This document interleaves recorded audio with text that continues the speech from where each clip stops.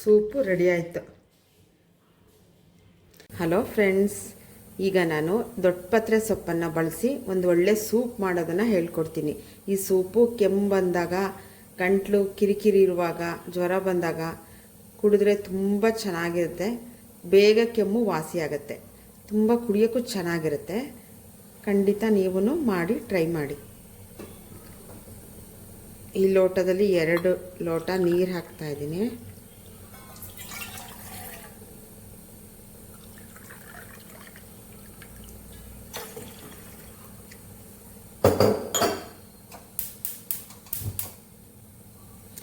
ಸ್ವಲ್ಪ ನೀರು ಬಿಸಿ ಆಗಲಿ.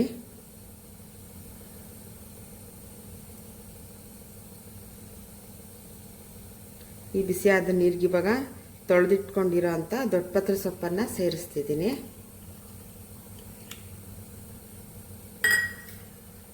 ಸ್ವಲ್ಪ ಪುದೀನ ಸೊಪ್ಪು,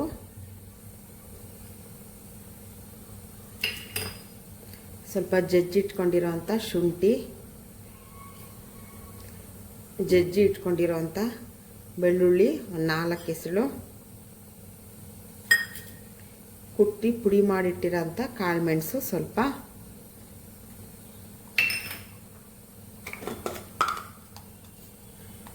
ಒಂದು ಸ್ಪೂನಷ್ಟು ಜೀರಿಗೆ,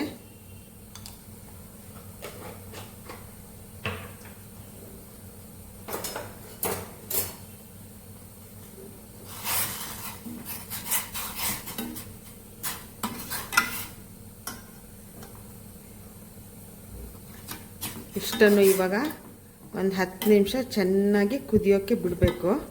ಇದರ ಸೊಪ್ಪು ದಂಟು ಎಲ್ಲ ಸೊಪ್ಪಿನ ರಸ ಎಲ್ಲ ನೀಟಾಗಿ ಇಳ್ಕೊಳ್ಳೋ ತನಕ ಚೆನ್ನಾಗಿ 10 ನಿಮಿಷ ಕುದೀಲಿ. ನೋಡಿ, ಇವಾಗ 10 ನಿಮಿಷ ಆಯಿತು. ಚೆನ್ನಾಗಿ ಎಲ್ಲ ಸೊಪ್ಪಿನ ಇದ್ರದ್ದೆಲ್ಲ ರಸ ಎಲ್ಲ ಬಿಟ್ಕೊಂಡಿದೆ. ಇವಾಗ ಸ್ಟವ್ನ ಆಫ್ ಮಾಡ್ತೀನಿ.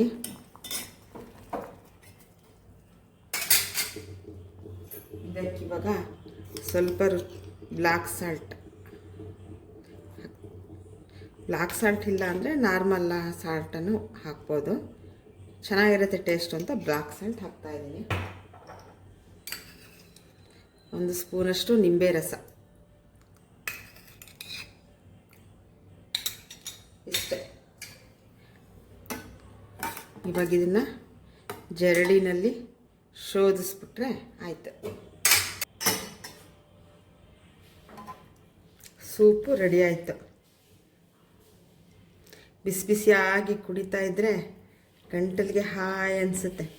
ತುಂಬ ಚೆನ್ನಾಗಿರುತ್ತೆ ಚಳಿಗೆ ಸಂಜೆ ಹೊತ್ತು ಕುಡಿಯೋಕ್ಕೆ.